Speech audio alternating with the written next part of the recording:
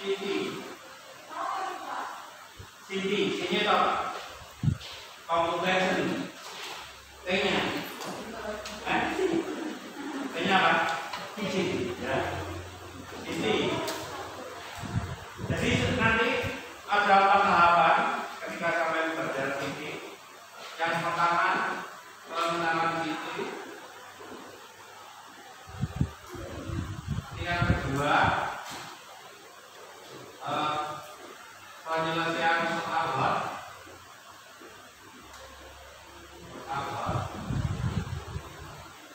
Yang ketiga, nanti kalian akan pembuatan akun bebas. Yang keempat, nanti akan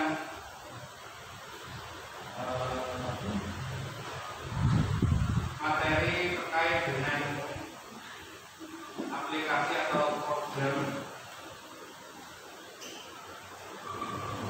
Yang kelima, nanti akan latihan tantangan bebas.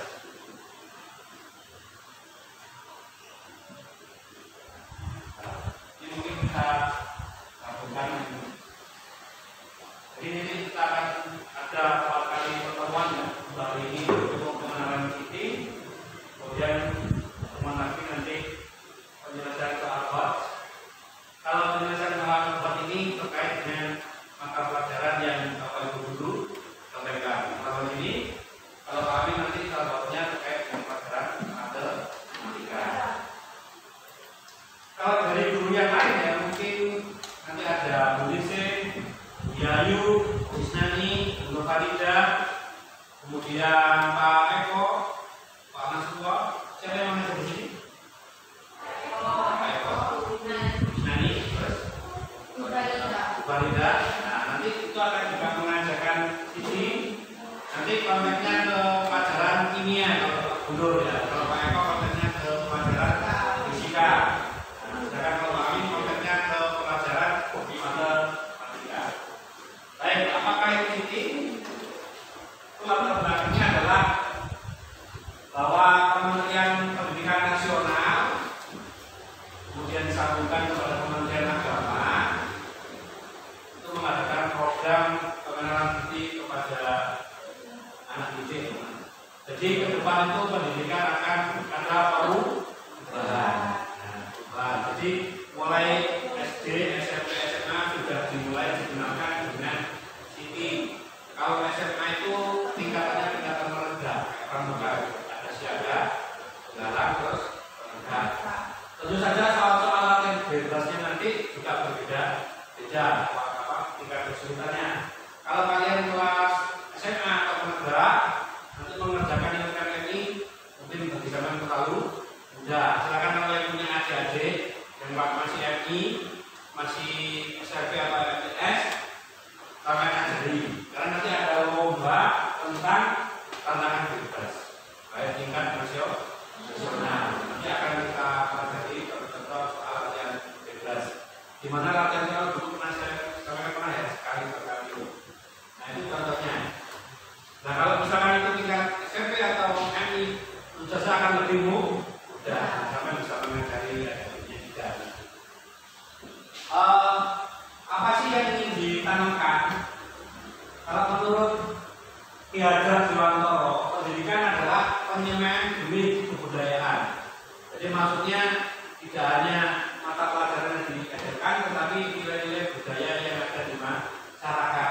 Nah, kalau bedanya dengan pendidikan City, apa itu? Kalau pendidikan City adalah penyemaian demi kebudayaan kita. Nah, ini bebannya adanya pandemi COVID-19 ini sampai terpaksa mengikuti pembelajaran secara daring ya, karena memang tidak kita terbuka waktu itu. Nah, mau nggak mau sampai harus menguasai beberapa aplikasi-aplikasi yang dibutuhkan ya, kayak Zoom, Google dan sebagainya. Nah, itu merupakan juga termasuk adalah kebudayaan digital dalam program atau aplikasi yang ada kaitannya dengan pembelajaran daring.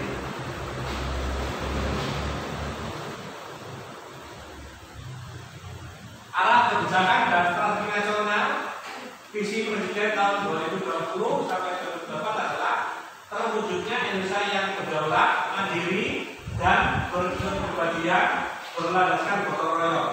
Nah ini sekarang yang sedang digaungkan adalah merdeka belajar. Jadi belajar itu tidak hanya terbatas di sekolah, tapi juga bisa di rumah, belajar kelompok atau belajar mandiri dengan kurikulum yang sudah ditetapkan.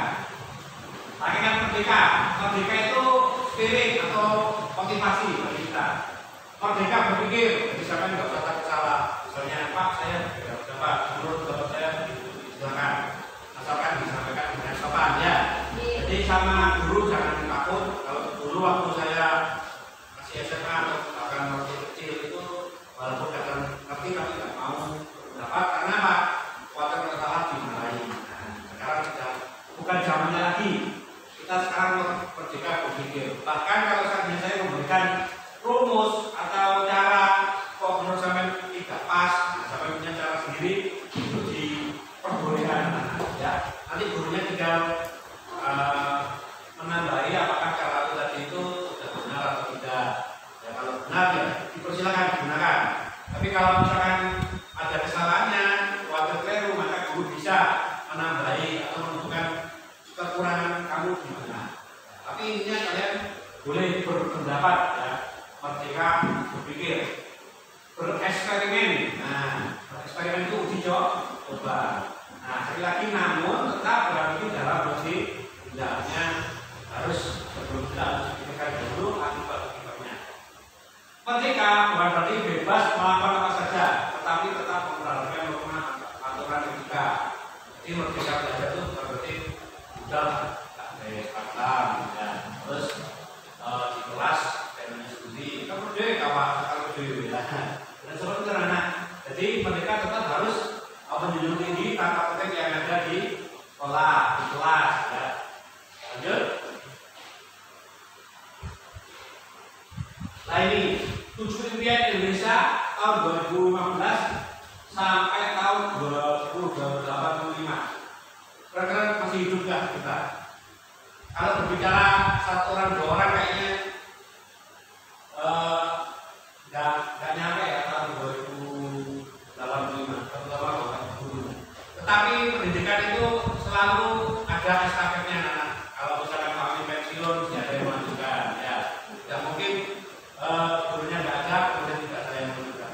Termasuk kalian semua ini merupakan salah satunya adalah sosok yang akan diharapkan di masa-masa akan datang untuk mengembangkan pendidikan di Indonesia. Ya, kalau kami ada yang masuk di perguruan tinggi, khususnya di perguruan. Nah, tanggung jawab kalian juga untuk mengembangkan pendidikan di Indonesia. Kalau bapak ibu guru yang ada sekarang, kayaknya tidak bisa nyampe sampai 2085. Berapa tahun lagi? Nah, pertanyaannya Pak Juri, ya sekarang Pak Juri.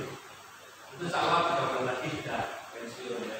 Nah, tapi nanti akan ada guru yang baru akan dimasuk Sulaiman untuk mengajar mata pelajaran matematika. Kalau hanya 2 orang kita nggak akan ikut. Nah, seperti itu anak-anak. Jadi pendidikan Indonesia itu harus selalu kita tingkatkan, tidak terpaku pada apa yang ada sekarang, tetapi akan ditanyakan terus-menerus dari masa ke masa. 7 impian Indonesia tahun 2012-2085. Sumber daya manusia Indonesia yang pertama, yang kecerdasannya mengungguli bangsa-bangsa lain di dunia. Jadi relatif ya. Kalau zaman dulu Indonesia itu menjadi center pendidikan terutama di Asia Tenggara.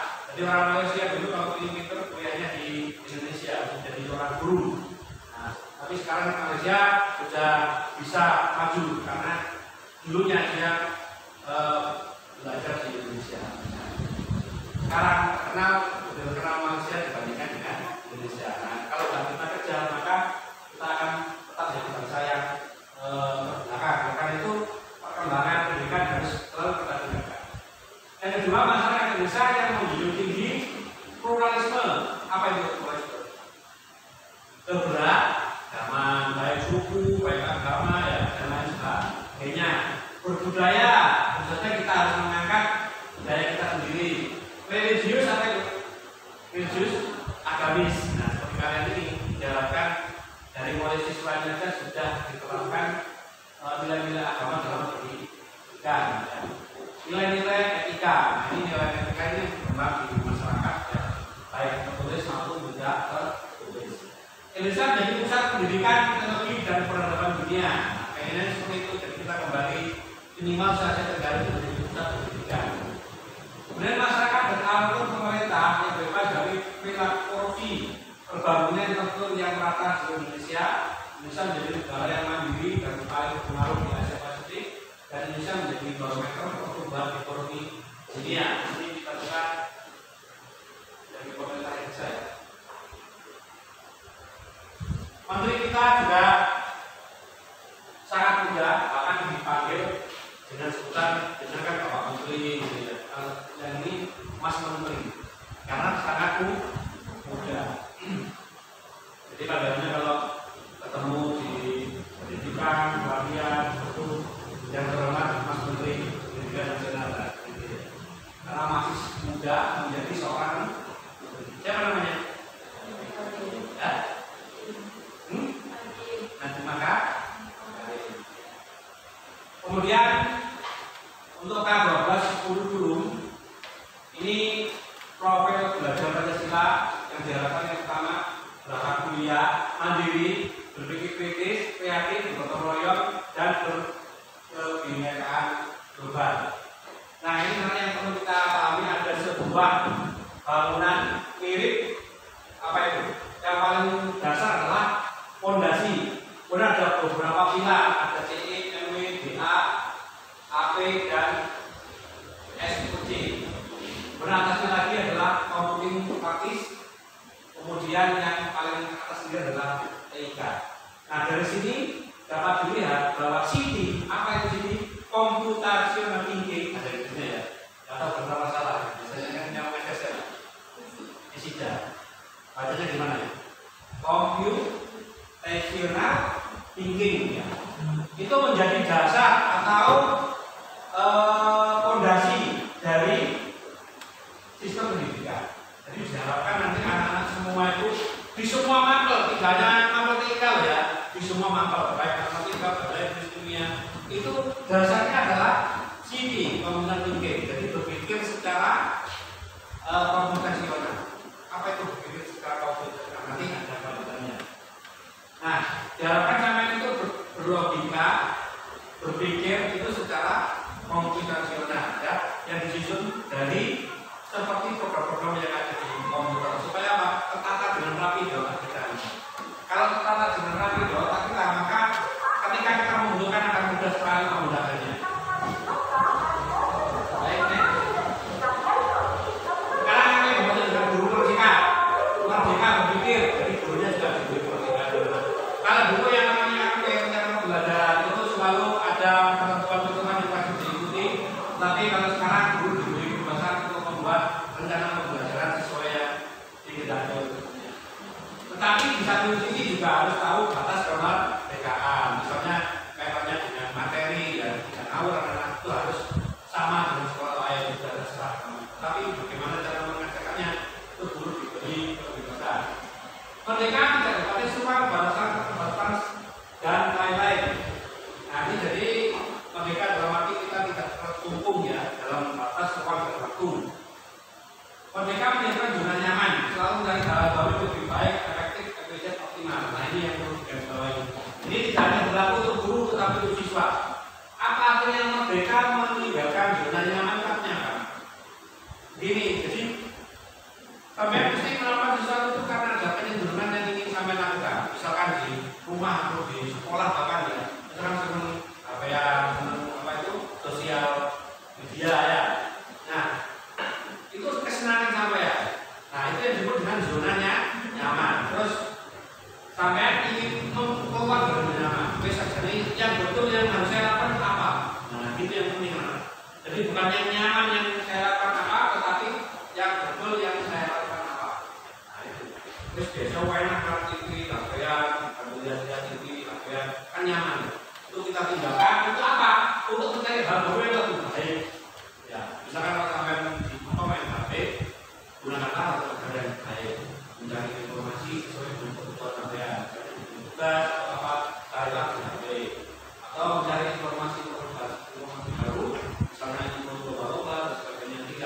gurunya nyuruh sampai sendiri yang berinisiatif itu coba apa supaya untuk memasukkan diri kalian sendiri. Nah, lanjut kita lihat saja ya. Mengapa pendidikan di Singapura memang dia merasakan standar standarnya bisa unggul? Ini perhatikan di sini ada peta dunia, di mana di situ disebut dengan internet user per 100. Ada Inggris sama Indonesia ya, per apa itu? 100 itu gitu ya. Nah, yang merah itu 0 sampai 9. Terus agak merah muda 10.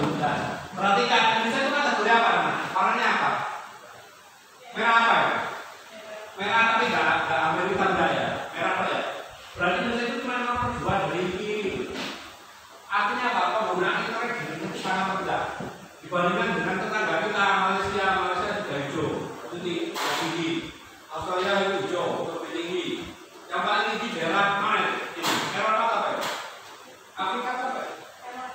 Eropa ya sini ya. Eropa itu ternyata 90-99%. Setiap 100 umur 99% itu menggunakan internet. Ini jadi ukuran kemajuan pendidikan di dunia. Kenapa? Setelah pendidik itu semakin banyak penggunaan internet yang dilakukan oleh penduduknya, itu semakin tinggi tingkat pendidikan. Lanjut.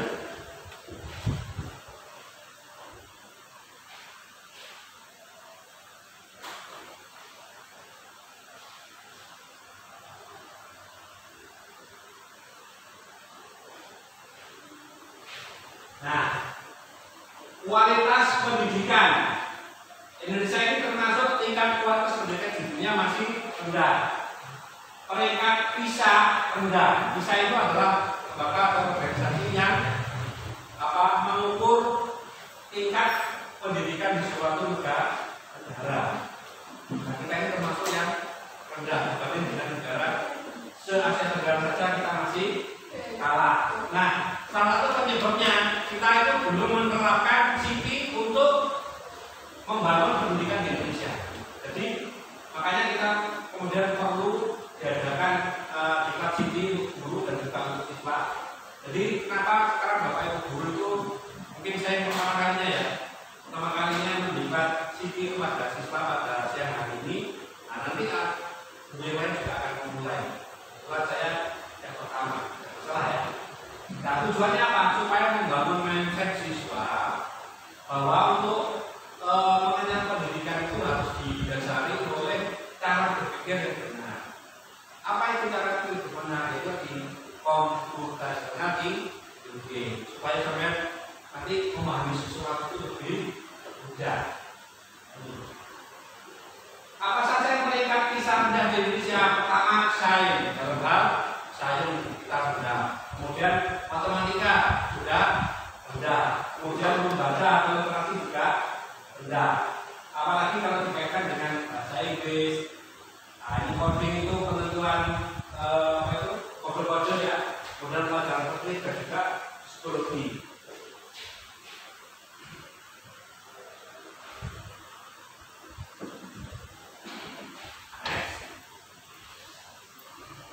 Nah, ini potret pendidikan di Eropa dan pendidikan di Indonesia. Ternyata pendidikan di Indonesia dengan di Eropa itu berbeda. Mungkin ya saya belum pernah ke Eropa. Sampai pernah ke Eropa? Belum pernah juga ya. Ternyata beban pendidikan di Indonesia itu sangat berat. Jadi waktu saya dulu dan juga sampai yang sekarang ini ternyata pendidikan di Indonesia itu sangat berat. Dulu di sini ada guru dari Amerika yang mengajar di Manchester. Terus dia juga pernah menjadi guru dan siswa di Amerika. Wah, itu luar biasa. Anak-anak di Indonesia itu belajarnya 1 semester itu sampai berapa? 20-an? Ya, 20-an dan belum di sekolahnya dan sebagainya. Kalau di sana itu cuma 4 sampai 5 saja pelajarannya. Dan pulangnya itu lebih cepat. Dan yang dibahas itu tidak banyak, tapi dalam. Kalau kita kan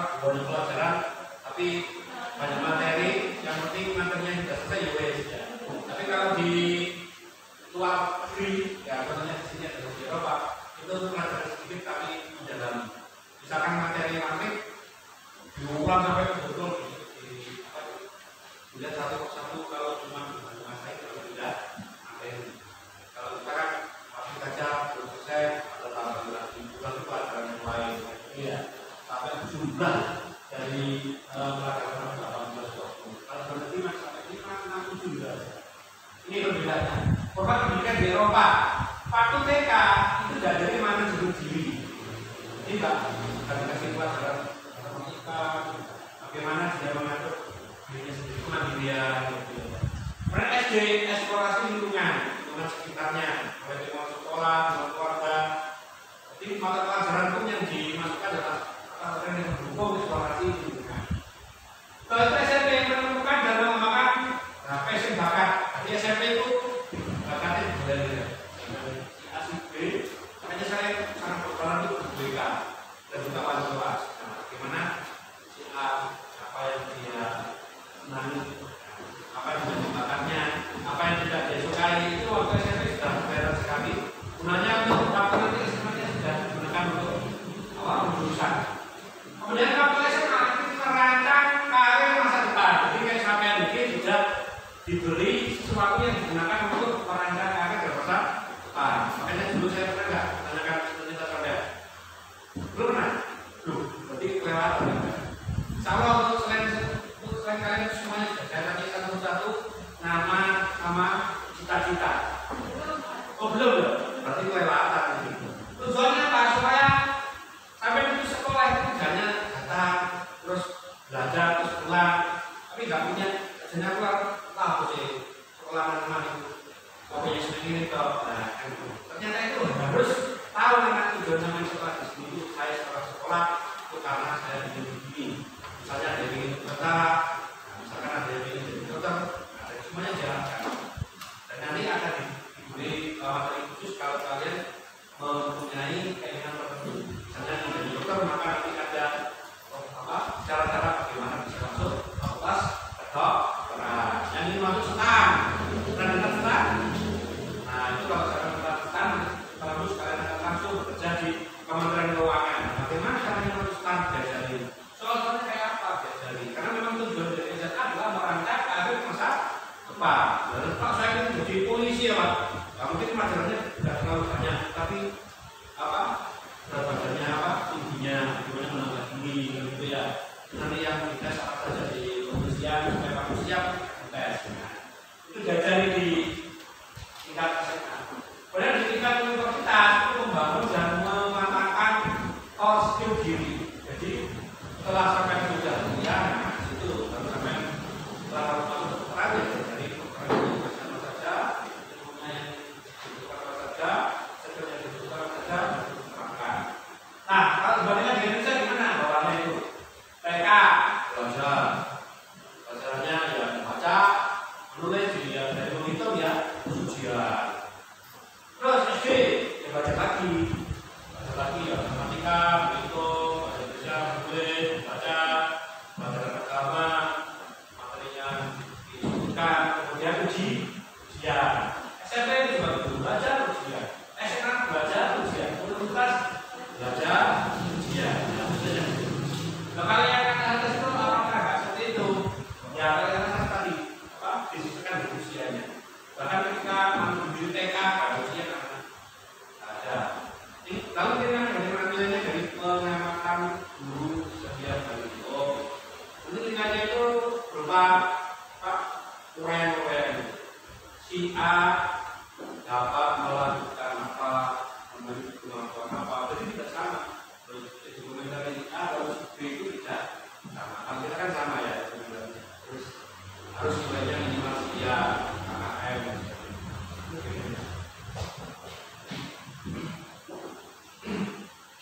Nah ini mulai tahun 2012, nanti baru 8 tahun yang lalu, baru 9 tahun yang lalu ya. Kurikulum nasional Inggris mulai memperkenalkan ilmu komputer atau computer science (CS). Nah, ini merupakan cikal bakal dari Citi. Di Singapura, bagian dari Native Smart Nation telah memberi label pengembangan Fiona thinking sebagai kemampuan nasional. Negara Finlandia, Korea Selatan, Cina itu memerankan sini sekolah sebagai bagian dari kurikulum. Di Amerika Serikat mengatur bahwa semua siswa SD sampai SMA itu disiapkan 12. Kenapa? Karena usia 7 sampai 12 itu SD-nya dan sampai SMA untuk dilengkapi dengan keterampilan sipil sebagai bagian dari inisiatif Computer Science. Jadi negara-negara lain sudah memulai sipil semenjak tahun 2012. Lalu Indonesia kapan? Nah, Indonesia kapan? Kalau di Man-Man ini baru akan dimulai. Dan untuk sampai pengenalannya baru saja disampaikan dan pengenalan saja. Nah, nanti ke depannya itu akan lebih dalam lagi. Ya, caranya gimana? Caranya Bapak dan Ibu guru dibuat karena kemarin banyak ini kita ini mungkin program yang pertama ada juga bersorak seperti yang saya sebutkan tadi, mulai saya, Dulur, Pak Eko, Pak Yurono, kemudian Pak Masua, Bu Kusnani, Yayu, Bu Ningsih, Bu siapa lagi? Nah, itu yang dididikan. Nanti setelah digunakan didiklat, sudah selesai kemarin, terus gurunya juga mendiklat sesama guru. Jadi seperti seorang kelompok sesama guru. Setelah itu sekarang tahapannya adalah mengenalkan kepada siswa. Nah, saya ini yang sekarang sedang memperkenalkan ini kepada kalian ya. Nah ini salah satu landasan CD itu bisa digunakan untuk memecahkan soal-soal HOTS. Apa itu HOTS? Higher Order Thinking Skill. Singkat dengan HOTS. Jadi kalau mengerjakan suatu masalah atau menyelesaikan suatu masalah itu ternyata masalah itu ada levelnya. Ada level yang paling bawah itu adalah low order thinking level. Hanya mengingat saja. Jadi kesampaian sebutkan 5 Pancasila. 1. Ketuhanan Indonesia. 2. Hanya mengingat. Kemudian understand itu apa? Memahami. Itu yang level tengah ya. Untuk yang paling bawah adalah level mengingat. Untuk yang level tengah itu understand dan aktif. Jadi understand. Misalnya kalau saya menggunakan pembelajaran matematika, kita rumus segitiga, sampai memahami. Oh, rumus matematika adalah L sama dengan setengah alasan ini. Kenapa? Karena keterangan berikutnya kami paham. Nah, kalau ketika kami diminta untuk menyelesaikan suatu masalah yang tidak sama persis, tetapi menggunakan pengetahuan dari apa yang telah disampaikan. Kalau sampai mampu menyelesaikan masalah, saya juga mampu mengaplikasikan. Itu mengaplikasikan. Jadi untuk tujuan order thinking level itu ada 2, yaitu mengerti dan mengaplikasikan atau mempraktekkan. Kemudian yang high thinking level order itu yang harus bisa menganalisis, kemudian harus bisa mengevaluasi, kemudian ketiga adalah harus bisa membuat kritik yang tinggi. Jadi kalau ada sebuah masalah, kalian itu kalau nggak menganalisis itu nggak tahu sebenarnya ini yang digunakan apa. Kemampuan sampai untuk menganalisis sehingga kalian mampu mengetahui dari yang ditanyakan apa. Kemudian setelah tahu yang ditanyakan apa, kalian mengevaluasi. Oh, yang diketahui ini, nanti saya harus menyelesaikannya cara seperti ini. Itu adalah mengevaluasi. Tapi itu adalah membuat. Nah, setelah itu saya membuat keputusan untuk menyelesaikan soal sehingga soal masalah itu bisa diselesaikan. Nah, itu adalah soal HOTS. Nanti contohnya kayak apa soal apa? Nah, sekarang sudah banyak diterapkan mulai tahun ini, yaitu di UNBK. UNBK itu semuanya soalnya adalah soal sampai sudah UNBK sebagian. Jadi soalnya panjang, gitu ya. Ada data, semua data belum tentu kepake ya. Berarti kita itu mana yang yang kita gunakan tidak semuanya gunakan ya. Maka kita harus membacanya harus hati-hati. Nah, kalau nggak bisa menganalisis, kita akan bingung bisa jadi sebentar kalau mau datanya beli. Nah itu. sudah bisa, maka kita akan mampu menyelesaikan satu soal yang bertipe COTS, Leader Open Teaching Skill.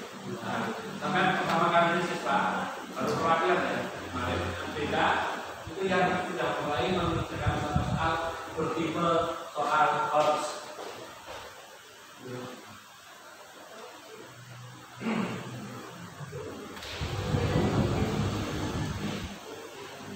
Ini landasan keterampilan berpikir thinking skill.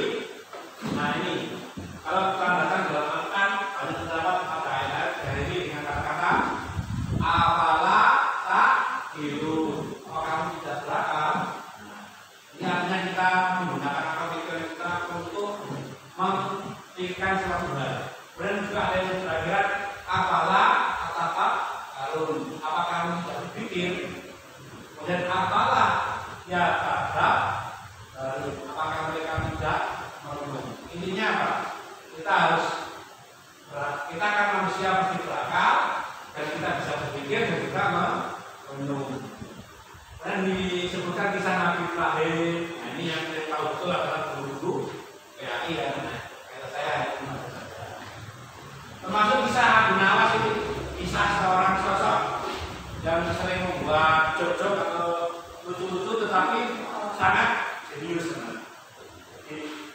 terkenal. Nah ini namanya. Ini adalah contoh Abu Nawas dan dari kampung Yusuf. Kalau ada jasa keterampilan berpikir, thinking skill, ada critical thinking, lateral thinking, critical thinking, creative thinking, dan computational thinking. Nah, yang nanti akan kita bahas adalah computational thinking. Next. Nah, nanti apa itu computational thinking?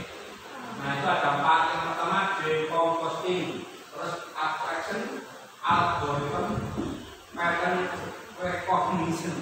Itu enggak ada. Nah, ini karena menggunakan istilah bahasa Inggris ya. Nah, saya baru bahasa Inggris ya, decomposing itu bagaimana kita bisa memecah suatu masalah menjadi lebih kecil lagi sehingga mudah untuk diamati ya, dikelompokkan dulu. Abstraction, nah itu lebih mengelompokkan bagian-bagian yang bersesuaian. Oh misalkan ada data yang dibalik, oh ini tahu sekian, ini tentang ikan, ini tentang udang, ini tentang ikan yang lainnya. Dikelompokkan supaya nanti kalau ada pertanyaan kita itu mudah menjawabnya. Nah algoritma itu maksudnya adalah menyusun logika-logika. Nanti kita akan lihat pada tahap ini bagaimana kita akan membuat algoritma program. Kita latihan. Nanti mungkin di situ kalian akan kita langsung praktek bagaimana memecahkan masalah menggunakan algoritma atau aplikasi. Pattern recognition ini merupakan menggabungkan dari informasi yang sudah kita ambil untuk memecahkan suatu masalah. Kita butuh apa saja, ambil lalu. Next.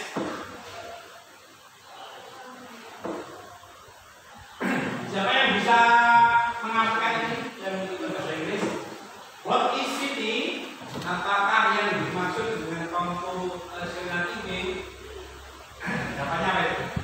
Computational thinking is the process involved in formulation, problem, and their solution.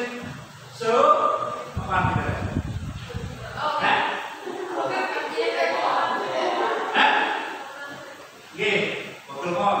Terus bilang, oh, wah ya, masa iya saya di bawah sini. Oh, nah ini namanya sudah meneliti. Sampai sebenarnya kita sudah menerapkan CT, tapi tidak diteorikan ya. Hanya tempat-tempat.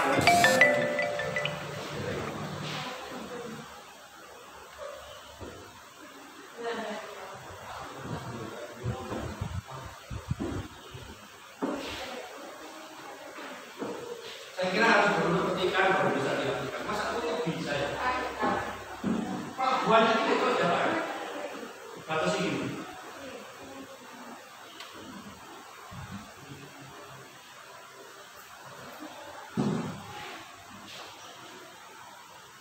yang mana saya minta tolong satu aja untuk memfoto saya. Iya, Pak. Tapi nanti di samping saya. Soalnya kan kamera saya pegang. Foto karena iya sekarang. Kalau nggak sekarang.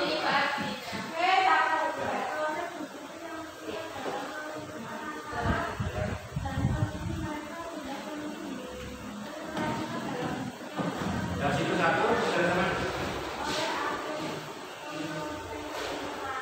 Oh, itu pakai siapa? Google. Ah, saya kalah dengan kalian. Kelihatan?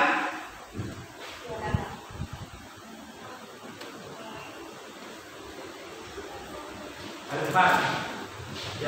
Biar dulu dan sebagainya. Iris malah kayak Gak apa-apa. Tapi kita ada foto ya yang sebelumnya. Gak apa-apa, yang ini banyak. Ya.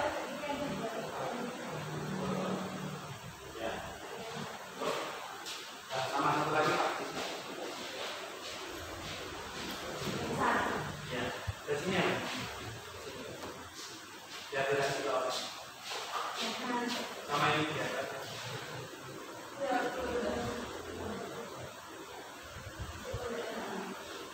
Ya, jadi proses pembelajaran yang lain ini harus di video dan juga di foto. Nanti Bapak Ibu yang lain juga seperti itu.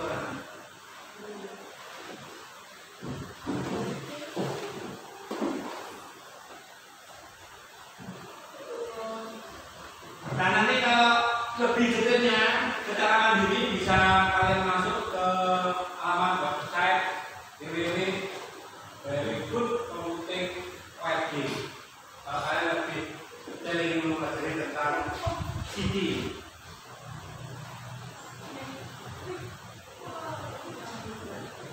Nah, ini komputer thinking. Untuk penggunaan yang pertama, komputer untuk Scientific Association, itu perkumpulan guru-guru untuk TIK ya, guru-guru TIK, Scientific Association. Jadi sasarannya itu adalah yang pertama untuk guru-guru TIK. Yang kedua, sasaran adalah apa itu? Konsep komputer yang ada di sekolah, komputer yang ada di sekolah. Next. Nah ini. Kalau ingin belajar lagi, ada yang lainnya tentang computational thinking, yaitu di K12SRD. CD itu siapa? Nah, untuk semua baca ada buku, ada siswa, dan juga lembaga yang menaungi, termasuk Menak dan juga Nas. Ini semuanya sudah menggunakan bahasa Inggris. Ini artinya yang mengajar Persija ya. Nah ini bahasa Inggris lagi. Ada yang paham? Next.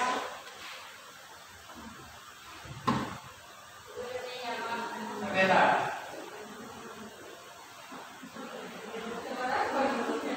Apinya yang baru. Nah ini untuk bebas challenge.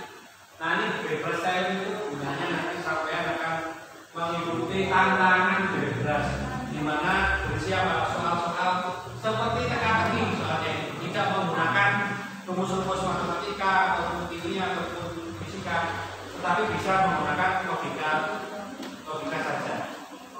Tidak perlu menggunakan rumus-rumus yang selama ini diajarkan.